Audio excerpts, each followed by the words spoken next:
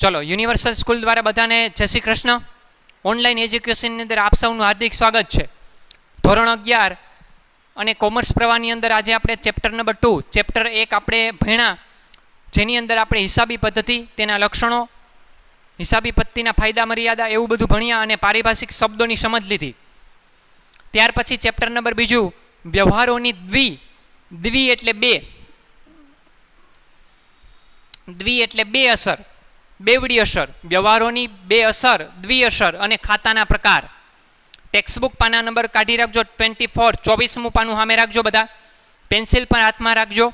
એટલે એવી કોઈ બાબતો હોય જે પરીક્ષાલક્ષી હોય, MCQ અથવા તો VSQમાં પૂછાઈ શકે એવી હોય તો આપણે એને ટીક માર્ક કરતા જશું.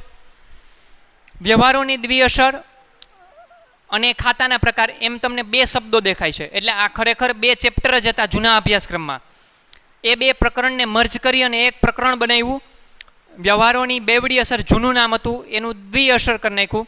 અને ખાતાના પ્રકાર એ ત્રીજું ચેપ્ટર હતું, એ બે ભેગા કરી નાખ્યા. એટલે ચેપ્ટર 2માં તમારે બે પાર્ટ ભણવાના છે કે દ્વિનોંધી નામાપત્તિ એટલે કે દ્વિ અસર, વ્યવહારોની દ્વિ અસર ભણવાની છે અને ખાતાના પ્રકાર. સૌથી પહેલાં તો આપણે વ્યવહારોની દ્વિ અસર શું છે એ સમજી લઈ. 24મા પાના ઉપર ટેક્સ્ટબુક પાના નંબર 24 સામે રાખો. જો સૌથી પહેલાં તો ધંધાકીય વ્યવહારનો અર્થ, ધંધાકીય વ્યવહારનો બિઝનેસ ટ્રાન્ઝેક્શનનો અર્થ પારિભાષિક શબ્દોમાં સમજાવી દીધો છે. પહેલો જ પારિભાષિક શબ્દ ધંધાકીય વ્યવહાર ભણાવ્યું હતું આપણે ચેપ્ટર નંબર 1માં. હિસાબો તૈયાર કરવાનું પ્રથમ પગથિયું કોણ છે? વ્યવહારોનું ઉદ્ભવવું. વ્યવહાર, ટ્રાન્ઝેક્શન, અસ્તિત્વ હોવું.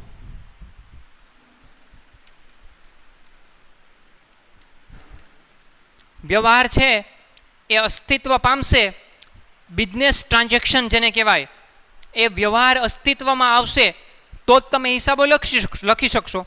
અને તેની ઓળખ, એને ઓળખવાનો જ તમારે. એ વ્યવહાર રોકડેથી થયો, ઉધાર ઉપર થયો કે અન્ય વ્યવહાર છે. વ્યવહારના મુખ્ય બે પ્રકાર ભણાવ્યા તમે, રોકડ અને શાકના. ત્રીજો પણ પ્રકાર છે અન્ય વ્યવહાર, એ આજ ભણવાનો છે આજે. એટલે વ્યવહાર નહીં તો હિસાબો નહીં. નો ટ્રાન્ઝેક્શન, નો એકાઉન્ટિંગ, એટલે કે એકાઉન્ટ્સ તમે લખી ન શકો. વ્યવહાર શબ્દનો પ્રયોગ હિસાબી પદ્ધતિમાં કરવામાં આવે છે ત્યારે તે વ્યવહાર ધંધાનો વ્યવહાર હોવો જોઈએ. બરોબર ધ્યાનથી સાંભળજો. વ્યવહાર એટલે કેવો? તો કે ધંધાનો હોવો જોઈએ. ધંધાનો વ્યવહાર છે પણ પાછો એ આર્થિક વ્યવહાર હોવો જોઈએ. હિસાબી ચોપડે તમે કયા પ્રકારના વ્યવહારોની નોંધ કરી શકો છો? તો કે આર્થિક વ્યવહારની. એવા વ્યવહાર કે જેમાં નાણાકીય લેવડ દેવડ થતી હોય એને આર્થિક વ્યવહાર કહેવાય. એવા જ વ્યવહારને હિસાબી ચોપડે તમે નોંધી શકો છો. તો બીજા કયા વ્યવહાર છે કે જેને ચોપડે નોંધી ન શકાય? તો કે બિન આર્થિક વ્યવહાર. એવા વ્યવહાર કે જેમાં નાણાંની લેવડ દેવડ થતી નથી. તો આર્થિક વ્યવહાર હોવો જોઈએ, વ્યવહાર ધંધાનો હોવો જોઈએ. ત્યાર પછી આર્થિક વ્યવહારનું નાણાંમાં મૂલ્ય હોવું જોઈએ, એટલે કે એનું નાણાંમાં માપન નીકળી શકે એમ હોવું જોઈએ. રૂપિયા 50,000નો માલ બ્રિજેશ પાસેથી ખરીદ્યો, આ એક ઉદાહરણ બનાવ્યું. તો આ 50,000 રૂપિયાનો માલ બ્રિજેશ પાસેથી ખરીદ્યો તો 50,000 રૂપિયા એને આંકડામાં તમે માપન કાઢી શકો છો, નાણાંમાં મૂલ્ય કાઢી શકાય છે. પછી ધંધાનો વ્યવહાર રોકડ અથવા તો ઉધાર શાક સ્વરૂપનો હોવો જોઈએ. કાં રોકડેથી હશે અને કાં રકમ છે એ બાકી રાખી હશે, કાં દેવાની થતી હશે ને કાં લેવાની થતી હશે. તો દેવાદાર અને લેણદારનો સંબંધ ઊભો થશે, દેવા લેણાનો સંબંધ ઊભો થશે. એને વ્યવહાર જ કહેવાય, કારણ કે એ ભવિષ્યમાં વ્યવહાર રોકડમાં પરિણમશે. પછી જે ધંધાનો વ્યવહાર આંતરિક હોઈ શકે છે, સ્વાભાવિક બાબત છે, આંતરિક વ્યવહાર હોઈ શકે છે. તમને એ ભણાવ્યું છે મેં, હું એક લખતો નથી બોર્ડ ઉપર, પણ એક સામાન્ય ઉદાહરણ છે. ધંધાનો માલિક ધંધામાં રોકડ, માલ અથવા તો મૂડી મિલકત લાવે તો એના માટે એ મૂડી કહેવાશે. ધંધાનો માલિક જ્યારે ધંધામાં રોકડ, માલ, મિલકત લાવે તો એના માટે શું કહેવાય? મૂડી. તો માલિક અને ધંધો એ બે આંતરિક વસ્તુ થઈ ને, એ આંતરિક બાબત છે. આપણે નામું લખીએ છીએ ધંધાનું, બરોબર ધ્યાનથી સાંભળજો. આપણે માલિકનું નામું નથી લખતા. એકાઉન્ટ્સ છે જે છે હિસાબો, એ આપણે કોના લખીએ છીએ? ધંધાકીય એકમના. એટલે ધંધાકીય એકમમાં રોકાણ કરે છે કોણ? ધંધાનો માલિક મૂડીનું રોકાણ કરે છે. તો ધંધા માટે એ શું બને? જવાબદારી બને. કોના પ્રત્યેની? ધંધાના માલિક પ્રત્યેની. તો ધંધાના માલિક પ્રત્યેની જે જવાબદારી બને છે તો એ ધંધાની આંતરિક બાબત કહેવાય. કારણ કે ધંધાનો માલિક એ આંતરિક વ્યક્તિ છે ધંધાની, એટલા માટે. અને ધંધાનો વ્યવહાર બાહ્ય પણ હોઈ શકે છે. મેં તમને હમણાં ઉદાહરણ ના આપ્યું, બ્રિજેશ પાસેથી ₹50,000નો માલ ખરીદ્યો, માનો કે 15 દિવસની શાખ ઉપર ખરીદ્યો, તો બ્રિજેશ ધંધાની બહારની વ્યક્તિ કહેવાય. એ વેપારી બને છે આપણા માટે, આપણે એના માટે ગ્રાહક બનીએ છીએ. તો એ ધંધા બહારની વ્યક્તિ સાથેનો તમે વ્યવહાર કર્યો છે તો એને બાહ્ય વ્યવહાર કહેવાય. રિપીટ કરીએ પાછા મુદ્દા કે વ્યવહાર કેવો હોવો જોઈએ? તો કે ધંધાનો હોવો જોઈએ, ધંધાનો આર્થિક વ્યવહાર હોવો જોઈએ, આર્થિક વ્યવહારનું નાણાંમાં મૂલ્ય હોવું જોઈએ, ધંધાનો વ્યવહાર રોકડ કે ઉધારો કે શાક પર થઈ શકતો હોવો જોઈએ, એટલે કે હોઈ શકે છે. ધંધાનો વ્યવહાર આંતરિક હોઈ શકે અને બાહ્ય પણ હોઈ શકે. એટલે ટોપિક 24મા પાના ઉપર આપણે જે ભણીએ છીએ એ વ્યવહાર સંબંધી બાબતની આપણે કઈ રીતે સ્થિતિ ઉદ્ભવશે એની ચર્ચા કરી રહ્યા છીએ. એટલે તમને ખ્યાલ આવે કે આવા વ્યવહાર આપણે ભણવાના થશે. વ્યવહારને જો ધ્યાન રાખજો, વ્યવહાર જેને ઓળખતા નથી આવડતા એને એકાઉન્ટની વસ્તુમાં કાંઈ આવડવાનું નથી, એને હિસાબોઈ પદ્ધતિમાં કાંઈ આવડવાનું નથી. એટલે વ્યવહારને ઓળખતા તમારે આ ચેપ્ટરમાં શીખવાનું છે. પહેલા બે પ્રકરણ જ તમારી એકાઉન્ટમાં માર્કિંગ વસ્તુ જે છે ને એ નક્કી કરવાનું છે કે તમારું ભવિષ્ય આમાં કેવું છે, તમે માર્ક કવર કેવી રીતે કરવાના છે. આ 2 ચેપ્ટર ઉપર 12મા ધોરણમાં પણ તમારે આ બધું ભણવામાં આવશે. આ બધા શબ્દો છે, બરાબર. પછી આગળ ધંધાકીય વ્યવહારની વ્યાખ્યા.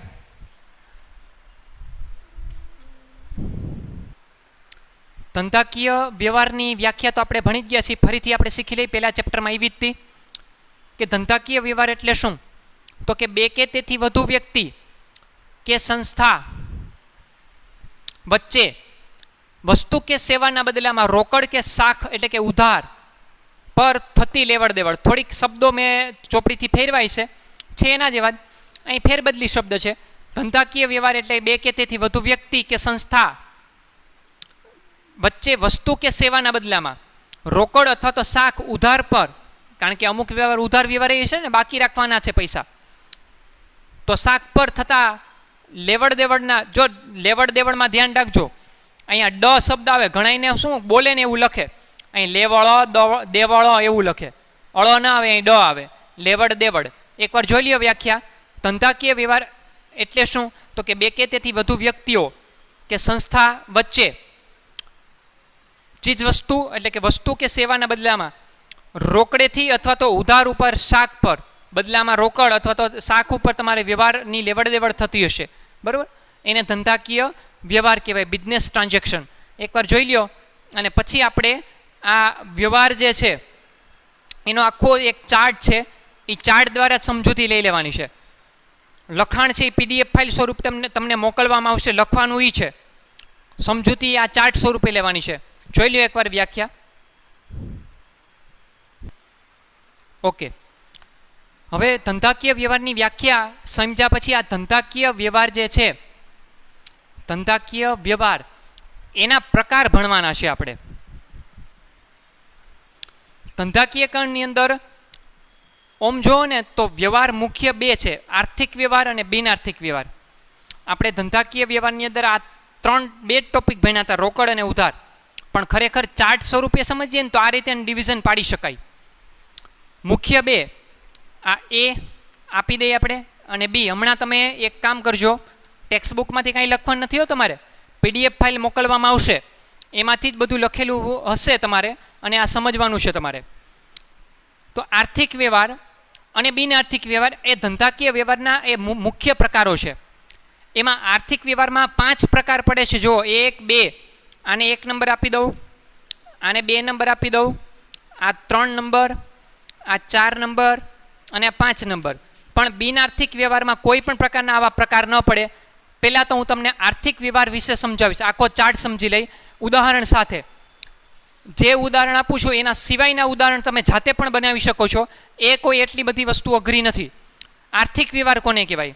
હમણાં જ હું વ્યાખ્યા બોલ્યો હતો કે એવો વ્યવહાર કે જેની અંદર નાણાંની લેવડ દેવડ થતી હોય, એટલે નાણું માધ્યમ સ્વરૂપે હોય, એક કે બે કે તેથી વધુ વ્યક્તિ વચ્ચે ચીજવસ્તુ કે સેવાના બદલામાં નાણાંની લેવડ દેવડ થતી હોય, જેમાં નાણું માધ્યમ સ્વરૂપે હોય, તો એવા વ્યવહારને આર્થિક વ્યવહાર તરીકે ઓળખવામાં આવે છે, જેનું નાણાંમાં મૂલ્ય માપી શકાય. ધ્યાનથી સાંભળજો, જેનું નાણાંમાં તમે મૂલ્ય માપી શકો. હું શોર્ટમાં લખતો જાઉં છું અહીંયા.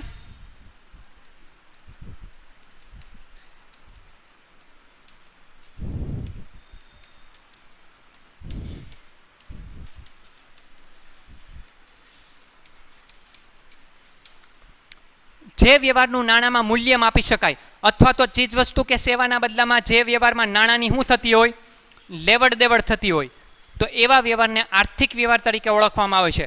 દાખલા તરીકે આપણે કરિયાણાની દુકાન છે, અને કરિયાણાની દુકાને કરિયાણું લેવા માટે કોઈ વ્યક્તિ આવે છે, ગ્રાહક, અને એ ગ્રાહક આપણી પાસેથી 5 કિલો ખાંડ, 1 તેલનો ડબ્બો, 2 કિલો ગોળ, 1 કિલો ચણાની દાળ, 1 કિલો ફોતરાવાળી મગની દાળ, તો આવી બધી અલગ અલગ વસ્તુઓ છે એ લઈ જાય છે, અને બદલામાં આપણને રોકડ આપે છે. તો આ ચીજ વસ્તુના બદલામાં રોકડની આપલે થઈ છે, એટલે આ આર્થિક વ્યવહાર ગણવામાં આવશે. આ એનું ઉદાહરણ આપ્યું છે મેં તમને. નાણાંની લેવડ દેવડ થાય છે, નાણાંમાં એનું મૂલ્ય માપી શકાય છે. સમજાય છે બાબત? હવે આ આર્થિક વ્યવહારના પ્રકારો ભણીએ એટલે ઊંડાણપૂર્વક તમને બધી ખ્યાલ આવતો જશે કે આ બાયફર્ગેશન છે એ પાડેલું છે, બરોબર પાડેલું છે. એમાં સૌથી પહેલો ટોપિક જે છે,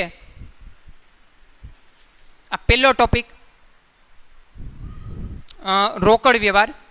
હવે રોકડ વ્યવહારની વ્યાખ્યા તો તમને બધાને આવડવી જોઈએ, પહેલા ચેપ્ટરમાં આવી ગઈ છે. આ ચેપ્ટરમાં રોકડ વ્યવહાર અને ઉધાર વ્યવહાર વચ્ચેનો તફાવત પણ ભણવામાં આવશે. આપણે ત્યારે તો પાછા સમજશું, અત્યારે પાછા આપણે બીજી વાર સમજી લઈ કે રોકડ વ્યવહાર એટલે શું. કે જ્યારે કોઈ વ્યવહાર થાય, એવો વ્યવહાર કે જેમાં ચીજવસ્તુ કે સેવાના બદલામાં રોકડની આપલે તુરંતમાં થતી હોય, રોકડની આપલે તરત જ થઈ જતી હોય, કાં રોકડ આપી દેવાની હોય ને કાં રોકડા લઈ લેવાના હોય. હવે જોજો, બરોબર ધ્યાનથી સાંભળજો. આમાં ચેકથી તમે આપલે કરો ને તો એને રોકડ વ્યવહાર જ કહેવાય. બેંક દ્વારા તમે આપલે કરો, અત્યારે તો તમને ખબર છે ફંડ ટ્રાન્સફરની સેવા છે, ઓનલાઈન પેમેન્ટ કરી શકાય છે. તમે દાખલા તરીકે ડીમાર્ટમાં કે બિગ બજારની અંદર કે રિલાયન્સ મોલની અંદર કોઈ ખરીદી કરવા જાઓ,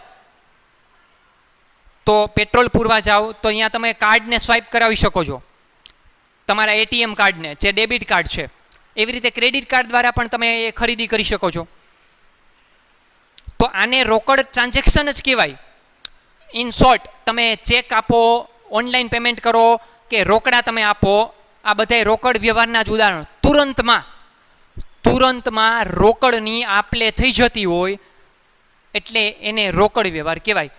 દાખલા તરીકે આપણે આપણા ધંધામાંથી આપણે ફર્નિચરના વેપારી છીએ, ચલો આપણે અહીંયા કોઈ 8 ખુરશી લેવા માટે આવ્યા. સેલોની સરસ મજાની ખુરશી છે, 400 રૂપિયાની, 600 રૂપિયાની એક ખુરશી છે. તો એવી 8 નંગ ખુરશી કોઈ ગ્રાહક છે આવીને લઈ ગયું, એક ખુરશીનો હવે 600 રૂપિયા છે, તો ટોટલ રૂપિયા 4800 રૂપિયા.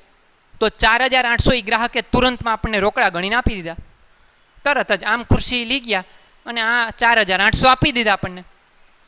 તો આને રોકડ વ્યવહાર કહેવાય. આ પહેલું ઉદાહરણ, રાઈટ, પહેલો પ્રકાર. ત્યાર પછી છે ઉધાર વ્યવહાર, એટલે કે એને શાખના વ્યવહાર પણ કહેવાય. શાખ શબ્દને અંગ્રેજીમાં ક્રેડિટ કહેવાય. તમારી બજારમાં છાપ સારી હોય ને તો ઉધાર ઉપર આપણને માલ ખરીદવા માટે આપશે. એવી રીતે આપણે પણ એવું જ કરતા હશું. એવા ગ્રાહકો જેની બજારમાં પ્રેસ્ટીજ, પ્રતિષ્ઠા બહુ સારી હોય તો એને ઉધાર ઉપર માલ આપણે વેચતા હશું. ઉદાહરણ સ્વરૂપે કે મનન નામના કોઈ એક ગ્રાહક હતા, એને આપણે 5000 રૂપિયાનો માલ 15 દિવસની શાખ ઉપર વેચ્યો. મનન નામના કોઈ એક ગ્રાહક હતા, એ ગ્રાહકને આપણે 15 દિવસની શાખ ઉપર 5000 રૂપિયાનો કે 50000નો કે 15000 રૂપિયાનો માલ તમે શાખ ઉપર વેચ્યો. તો 15 દિવસની તમે એને ક્રેડિટ આપી કહેવાય. તો 15 દિવસે આપણને પૈસા દેવા આવશે, ત્યાં સુધી પૈસા બાકી રાખ્યા. તો આવા વ્યવહારને નામાની ભાષામાં ઉધાર અથવા તો શાખના વ્યવહાર તરીકે ઓળખવામાં આવે છે, જેમાં રોકડની જે લેવડ દેવડ છે આપલે એ ભવિષ્યમાં મુલતવી રાખવામાં આવે છે, એટલે કે બાકી રાખવામાં આવે છે. આ બધી વ્યાખ્યાઓ જ ભણાવું છું તમને. આ જેટલું ભણાવું છું ને એ બધી વ્યાખ્યાઓ જ ભણાવું છું. અને વિડીયો બેઝ તમે ભણો છો એટલે વિડીયોને વારંવાર પણ તમે રિપીટ કરી શકો છો. સમજાય છે બાબત?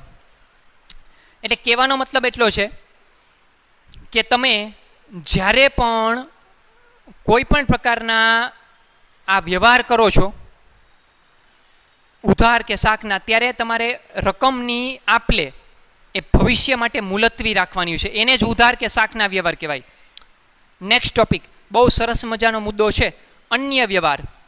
હું એની સરળ ભાષામાં સમજૂતી આપવા માગું છું. અન્ય વ્યવહાર એટલે કેવા વ્યવહાર? એવો વ્યવહાર કે જેની અંદર તમને રોકડ અથવા તો ઉધાર એટલે કે શાખ, આ બેમાંથી એકેય વ્યવહારનું સ્વરૂપ જોવા ન મળતું હોય. જો ચોકડી મારી છે, ધ્યાન રાખજો. અન્ય વ્યવહાર એટલે કેવા વ્યવહાર? રોકડ કે ઉધાર, એટલે કે એ વ્યવહાર રોકડે નહીં હોય અને ઉધાર પણ નહીં હોય, છતાંય તમારા ધંધાકીય એકમનો એ આર્થિક વ્યવહાર ગણવામાં આવશે અને એને 100% તમારે ચોપડામાં નોંધવો પડશે. આર્થિક વ્યવહાર છે એટલે નોંધવો જ પડશે. હવે તમે વિચારતા થઈ ગયા છો બધાય કે સાહેબ આ રોકડ વ્યવહારને ઉધાર વ્યવહારના ઉદાહરણ તમે દીધા એટલે તરત જ ગળે ઉતરી ગયું. પણ આ અન્ય વ્યવહાર એની વ્યાખ્યા તમે એવી બોલ્યા કે એવો વ્યવહાર કે જેમાં તમને રોકડ કે ઉધાર એટલે કે શાખના બેમાંથી એકેય વ્યવહારનું સ્વરૂપ જ નથી જોવા મળતું અને છતાંય તમારે હિસાબી ચોપડે એને નોંધવો પડશે. આર્થિક વ્યવહાર છે. તો આના ઉદાહરણ આપું ને તો જ તમને ખબર પડે. 1-2 ઉદાહરણ તમારી સામે મૂકી દઉં છું. એના ઉદાહરણ ઘણા બધા છે, એ તમે સમજી સાચો. એક આપીશ ને ત્યાં સમજી જશો. માલ,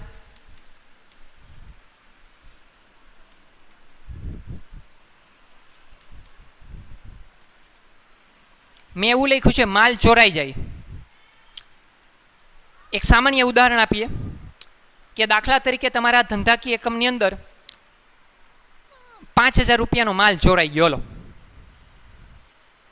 હવે 5,000 રૂપિયાનો માલ ચોરાઈ ગયો તો ચોર ચોરી કરી જાય તો 5,000 ટેબલ ઉપર મૂકતો જશે અને ચિઠ્ઠીમાં લખતો જશે કે જો આ ચોરી જાઉં છું ને 5,000 એ હું રોકડા મૂકી જાઉં છું, તો એને ચોરી ન કહેવાય.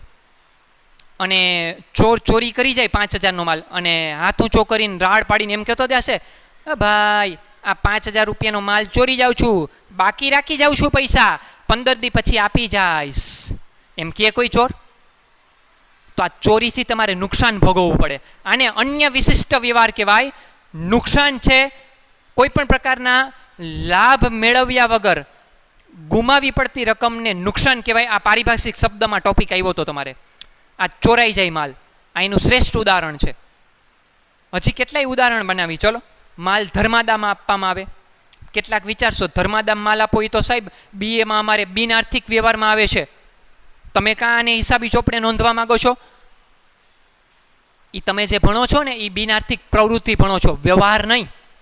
એકાઉન્ટની ભાષામાં એને બિન આર્થિક વ્યવહાર કહેવાય, પ્રવૃત્તિ નથી કહેતો હું. બિન આર્થિક વ્યવહાર છે, આર્થિક વ્યવહાર ગણાશે. ધર્માદામાં માલ આપો એટલે ધર્માદામાં માલ આપો. દાખલા તરીકે આપણે કરિયાણાની દુકાન છે, કોઈ ભિખારી છે, ભિક્ષુક, એ આપણે અહીંયા કરિયાણાની દુકાને આવ્યો અને ભૂખ્યો છે, તો આપણી માનવતાને ખાતર આપણે એને કોઈ વસ્તુ ખાવા માટે આપશું. બિસ્કિટનું પડીકું આપશું કે વેફર્સનું પડીકું આપશું. તો આપણા ધંધામાંથી માલ જાય છે, તો આ માલ મફતમાં આવ્યો તો આપણે બજારમાંથી પૈસા લઈને આપણે વેચીએ છીએ. એટલા માટે હિસાબી ચોપડે એને નોંધવો પડે ધર્માદા ખર્ચ તરીકે. આને વિશિષ્ટ વ્યવહાર કહેવાય. નથી રોકડ વ્યવહાર, નથી ઉધાર વ્યવહાર. હું બધાય વ્યવહારમાં સાબિતી આપીશ. જાહેરાતમાં માલ આપો. હવે જાહેરાત કરવા હાટુથી તમે એક માનો કે અગરબત્તીનું એક બિઝનેસ તમે સ્થાપો છો. રાજકોટની બજારમાં બહુ મેન્યુફેક્ચરિંગ, બહુ મોટું અગરબત્તીનું કારખાનું નાખ્યું બનાવવાનું. હવે તમારી અગરબત્તી નવી છે, ન્યૂ બ્રાન્ડ છે, તો એને લોકોથી વાકેફ કરવા માટે સેમ્પલ પીસ તૈયાર કર્યા તમે, અને તમારા સેલ્સમેનને, તમારા કર્મચારીને દુકાને દુકાને અને રાજકોટની આઉટ ઓફ ગુજરાત, રાજકોટની બહાર તમે તમારા બિઝનેસને બહુ વધારવા માગો છો, તો જાહેરાતનો ખર્ચ કર્યો, માલ આપ્યો જાહેરાતમાં, તો જાહેરાત તરીકે માલ આપો નમૂના તરીકે, તો આપણે મફતમાં આપવાના છીએ, લોકો માટે મફત છે, આપણા માટે મફત નથી. આપણે તો ઉત્પાદન કરવું પડશે, કેટલા બધા ખર્ચ કરવા પડશે. તો એ જાહેરાત ખર્ચ એ પણ વિશિષ્ટ ઉદાહરણ કહેવાશે. નથી રોકડ વ્યવહાર, પૈસા નથી મળતા, મફત માલ આપો છો તમે નમૂના તરીકે, કોઈ બાકી નહીં રાખે, મફત આપ્યો છે. એટલે આ બધા ઉદાહરણ છે ને વિશિષ્ટ વ્યવહારના ઉદાહરણ છે, એને ચોપડે 100% નોંધવા પડે. આ અન્ય વ્યવહારના ઉદાહરણ છે. ધર્માદામાં માલ આપો, માલ ચોરાઈ જાય, માલ વરસાદમાં પલળી જાય, માલ આગમાં બળી જાય, આ બધા વિશિષ્ટ વ્યવહારો છે. એને અન્ય વ્યવહાર તરીકે એમાં રોકડ કે શાખનું સ્વરૂપ તમને જોવા મળશે નહીં. સમજાય છે બાબત? પછી છે આંતરિક વ્યવહાર. આ તો મેં તમને હમણાં કીધું કે બિઝનેસ, તમે એક ધંધો લઈને બેઠા છો, તમે માલિક છો ધંધાના, તો ધંધાકીય એકમ એના માલિક સાથે કોઈ વ્યવહાર કરે ને તો એ આંતરિક વ્યવહારનું શ્રેષ્ઠ ઉદાહરણ છે. જાઓ, દાખલા તરીકે ધંધાનો માલિક ધંધામાંથી અંગત વપરાશ માટે માલ ઉપાડે તો એને ઉપાડ કહેવાય. રોકડા લઈ જાય અંગત વપરાશ માટે, મિલકત લઈ જાય તો એનો ઉપાડ છે. તો ધંધાકીય એકમ અને માલિક વચ્ચે આ ટ્રાન્ઝેક્શન થયો છે. કોની બે વચ્ચે થયો? ધંધાકીય એકમ અને માલિક વચ્ચે કોઈ વ્યવહાર થાય ને તો એ આંતરિક વ્યવહારનું શ્રેષ્ઠ ઉદાહરણ છે. એવી રીતે માલિક, ધંધાનો માલિક ધંધામાં રોકડ, માલ, મિલકત લાવે તો ધંધામાં એ મૂડીનું રોકાણ કરે છે, તો ધંધાની જવાબદારી બને. કોના પ્રત્યેની જવાબદારી બને? માલિક પ્રત્યેની જવાબદારી બને કે કરેલા રોકાણ ઉપર વળતર આપે. તો આંતરિક વ્યવહાર થયો. અને બાહ્ય વ્યવહાર તો તમે જોઈએ એટલા જાતે બનાવી શકો. અત્યાર સુધી જે બધા બનાવતો હતો વ્યવહાર, એ બધા બાહ્ય વ્યવહાર. ધંધા બહારની વ્યક્તિઓ સાથે તમે કોઈ પણ પ્રકારના બિઝનેસ ટ્રાન્ઝેક્શન, ધંધાકીય વ્યવહાર કરશો તો એ બાહ્ય વ્યવહાર કહેવાશે. ઘણા ઉદાહરણ આપ્યા મેં તમને. બ્રિજેશને ₹50,000નો માલ ઉધાર ઉપર તમે 1 મહિનાની શાખ ઉપર માલ છે એ વેચ્યો, તો બ્રિજેશ છે એ ધંધા બહારની વ્યક્તિ કહેવાય, ગ્રાહક છે, એ આંતરિક બાબત નથી, એટલે બાહ્ય વ્યવહાર કહેવાય. બેંક પાસેથી ઉછીના પૈસા લોન સ્વરૂપે લેવા તો બેંક ઘરની વ્યક્તિ કહેવાય. તો બેંક તો એ બાહ્ય પક્ષકાર છે. તમે તમારા ધંધામાં માલ પડ્યો છે 5 લાખ રૂપિયાનો, તો આ 5 લાખ રૂપિયાનો માલ છે એનો વીમો ઉતરાવ્યો. હલો, તો આ વીમો ઉતરાવ્યો તો વીમા કંપની જે છે એ બાહ્ય પક્ષકાર કહેવાય. તો વીમા કંપની અને તમારી વચ્ચેનો આ ટ્રાન્ઝેક્શન છે. આ બાહ્ય પક્ષકારના ઉદાહરણ આપું છું તમને. તમે દાખલા તરીકે તમારા માલ, તમે ફ્રૂટના હોલસેલ વેપારી છો, ચલો, અને બહારગામથી સિમલાથી સફરજન મગાવ્યા, 100 કિલો ટ્રક ભરીને આવે છે, તો ટ્રકમાં આવે છે, ટ્રાન્સપોર્ટ કંપનીમાં તમે મગાવ્યો છે માલ, તો ટ્રાન્સપોર્ટ કંપની વાહન વ્યવહારની સેવા લીધી તમે, તો ટ્રાન્સપોર્ટ કંપનીવાળા મફતમાં માલ હારી દેશે તમારો? ઢેડી આવશે મફતમાં માલ? નહીં. એ સેવા બદલ તમારી પાસેથી ખર્ચ પેટે ટ્રાન્સપોર્ટેશન ચાર્જ વસૂલ કરશે. સમજાય છે બાબત? તો ટ્રાન્સપોર્ટ કંપનીને આપણી વચ્ચે જે વ્યવહાર થયો એ બાહ્ય વ્યવહારનું ઉદાહરણ છે. એવા ઘણા બધા ઉદાહરણ તમે જાતે પણ બનાવી શકશો. હવે સમજાય છે બાબત? પણ ઘરના ઉદાહરણ નથી બનાવવાના. મેં જે રીતે બનાવું છું એ રીતે બનાવવાના વ્યવહાર. આ મેં તમને ભણાવ્યા અત્યાર સુધી એ આર્થિક વ્યવહારના અલગ અલગ પ્રકાર ભણાવ્યા. રોકડ વ્યવહાર, ઉધાર વ્યવહાર, અન્ય વિશિષ્ટ વ્યવહાર એટલે કે અન્ય વ્યવહાર, આંતરિક વ્યવહાર અને બાહ્ય વ્યવહાર. એટલે આ આર્થિક વ્યવહારના 5 પ્રકાર પડે છે. એવી રીતે બિન આર્થિક વ્યવહારના કોઈ પ્રકાર પડતા નથી. બિન આર્થિક વ્યવહાર એટલે આર્થિક વ્યવહારની વ્યાખ્યા આવડે તો બિન આર્થિક વ્યવહારની એમને આમ આવડી જશે. ચલો ભણીએ. આની વ્યાખ્યા બોલો તો. એવા વ્યવહાર કે જેનું માપન નાણાંમાં મૂલ્ય માપી શકાય, અથવા તો જેમાં ચીજ વસ્તુ કે સેવાના બદલામાં નાણાંની લેવડ દેવડ થતી હોય, એ બધા વ્યવહારને આર્થિક વ્યવહાર તરીકે ઓળખવામાં આવે છે. તો આનાથી ઊંધું બોલો એટલે બિન આર્થિક વ્યવહારની વ્યાખ્યા બની જાય. બોલું છું, એવા વ્યવહાર કે જેને નાણાંના મૂલ્યમાં માપી ન શકાય, અહીં ન શબ્દ લખી નાખો, નાણાંમાં મૂલ્ય માપી ન શકાય, અથવા તો એવા વ્યવહાર કે જેમાં ચીજવસ્તુ કે સેવાના બદલામાં નાણાંની લેવડ દેવડ જ ન થતી હોય. ચીજવસ્તુ કે સેવાના બદલામાં નાણાંની લેવડ દેવડ નથી થતી, એટલે ઇન શોર્ટ નાણાંની લેવડ દેવડ જ નથી થતી. જે વ્યવહારનું મૂલ્ય નાણાંમાં માપી ન શકાય, જે વ્યવહારમાં નાણાકીય લેવડ દેવડ થતી નથી, એવા તમામ વ્યવહારને બિન આર્થિક વ્યવહાર કહેવાય. હવે બિન આર્થિક વ્યવહારનું ઉદાહરણ આપું છું, સાંભળજો. આ માતા દ્વારા બાળકનો ઉછેર એવા ઉદાહરણ આમાં ન આપતા, એ બિન આર્થિક પ્રવૃત્તિ છે. હું બિન આર્થિક વ્યવહારની વાત કરું છું. બનાવીએ, ચલો લખી જ દઉં તમને ઉદાહરણ. બિન આર્થિક વ્યવહાર,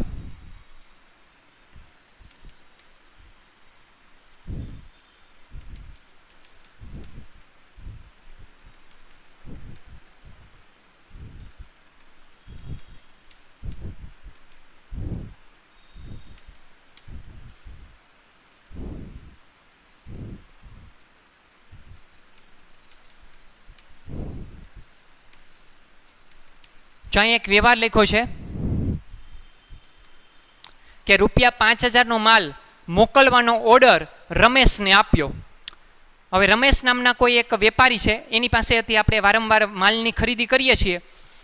તો આપણે ₹5,000નો માલ મોકલવાનો આપણે એને ઓર્ડર આપ્યો છે. તો આ બિન આર્થિક વ્યવહાર કહેવાય. સમજાય છે? કઈ રીતે? તમને પહેલી નજરે એમ લાગશે સાહેબ આ રહ્યા 5,000 તો છે, પણ આખું વાક્ય વાંચવું પડે. ₹5,000નો માલ મોકલો નથી, એની વચ્ચે આપણે રમેશ વચ્ચે આપણે કોઈ લેવડ દેવડ નથી થઈ હજી, પણ રમેશ નામના વેપારી જે છે એમને હજી 5,000નો માલ મોકલવાનો આપણે ઓર્ડર આપ્યો છે. હજી રમેશે આપણને માલ મોકલાવ્યો નથી કે આપણે એને પૈસા પણ નથી આપ્યા, એટલે ચીજ વસ્તુ કે સેવાના બદલામાં કોઈ નાણાકીય લેવડ દેવડ થતી જ નથી. હા, ઓર્ડર પ્રમાણેનો માલ જેથી મોકલાવશે શાખ ઉપર કે રોકડેથી, તેદી આ વ્યવહાર છે એ તમારા માટે કેવો વ્યવહાર બનશે? આર્થિક. અત્યારે આ વ્યવહાર કેવો છે? બિન આર્થિક. હજી એક ઉદાહરણ આપણે બનાવીએ કે કોઈ એક કર્મચારી છે, ઇન્ટરવ્યૂ માટે આવે છે આપણે અહીંયા ધંધાના સ્થળ ઉપર, જોબ લેવા માટે, નોકરી કરવા માટે. બધી વાટાઘાટ થઈ ગઈ, પછી આપણે એને છેલ્લે પગારની બાબત કીધી, અને વ્યવહાર એવો છે કે ભાઈ હલો કે આ વ્યક્તિને આપણે ₹25,000 પગારે નોકરીએ રાખ્યા. ₹25,000 પગાર આપવાની શરતે નોકરીએ રાખ્યા. તો આ વાક્યની અંદર તમને 25,000નો આંકડો દેખાય છે, પણ વ્યવહાર બિન આર્થિક છે. કેમ? તો કે ₹25,000 પગાર ક્યાં આપ્યો એને? હજી તો નોકરી કરશે, આખો મહિનો વીતશે, મહિનો પૂરો થશે પછી એને પગાર આપવામાં આવશે. હજી તો એને ₹25,000 પગાર ચૂકવવાની શરતે તમે નોકરીએ રાખ્યા છે. હજી એણે આપણને સેવા નથી આપી કર્મચારી તરીકેની, અને આપણે એને પગાર નથી આપ્યો, હજી નોકરીએ રાખ્યા છે. તો આ વ્યવહાર બિન આર્થિક વ્યવહાર કહેવાય, આર્થિક વ્યવહાર ન કહેવાય. હજી એક ઉદાહરણ બનાવીએ. યુનિવર્સલ સ્કૂલ શાળા પરિવાર તરફથી ધોરણ 11 કોમર્સની બહેનોને ઇન્ડસ્ટ્રીયલ ટૂર માટે, કોમર્સના વિદ્યાર્થીઓ છો તો ઇન્ડસ્ટ્રીયલ ટૂર માટે બાલાજી વેફર્સની અંદર તમને લઈ જવામાં આવ્યા મુલાકાતે. તો શાળાએ શું કરવાનું અને બાલાજી વેફર્સે શું કરવાનું? કાંઈ નહીં. એમાં શું નાણાકીય લેવડ દેવડ થાય? કાંઈ નહીં. શાળા અને બાલાજી વેફર્સ વચ્ચે કોઈ પણ પ્રકારનો આર્થિક લેવડ દેવડ ન થાય. સમજાય છે બાબત? એટલે કહેવાનો મતલબ એટલો છે, તમે બેંકની મુલાકાતે લઈ જાય, તમને બેંકના વ્યવહારો શીખવાડે મેનેજર બધા સ્કૂલ તરફથી, શાળા તરફથી. તો બેંક માટે કે આપણા માટે, શાળા માટે, બેમાંથી એક કઈ સંસ્થા માટે કોઈ પણ પ્રકારનો આ આર્થિક વ્યવહાર ગણવામાં નહીં આવે. બરાબર? તો આ બિન આર્થિક વ્યવહારના આવી રીતે ઉદાહરણ બનાવી શકાય છે. હજી આવશે ભણવામાં આપણે. આ તો મેં તમને ખાલી વ્યાખ્યાઓ અને એના થોડાક ઉદાહરણ આપ્યા છે. હવે આ બધી વસ્તુ ભણ્યા પછી આ વ્યવહારોને ઓળખતા શીખવાનું છે તમારે.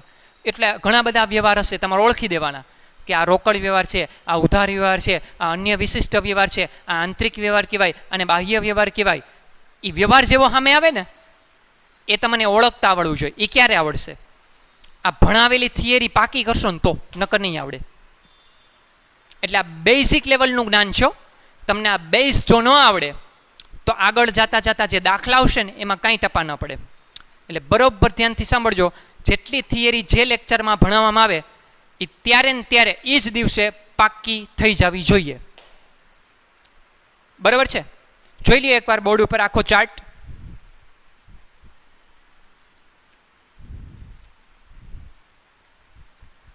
કેટલી મિનિટ થઈ? ઓકે, એટલે 38 જેટલી મિનિટ થઈ છે અને લેક્ચરને અહીં સુધી રાખીએ છીએ. થિયરી છે એટલે 30 મિનિટ જેવું થયું છે. આપણે લેક્ચરને અહીં સુધી રાખીએ છીએ. આપણે વધુ છે આપણે આના પછી આપણે ટોપિક નવો આવશે ભણવામાં, એ આવતા લેક્ચરથી લેશું. અહીંયા સુધી રાખીએ છીએ. હવે બધાને જય શ્રી કૃષ્ણ.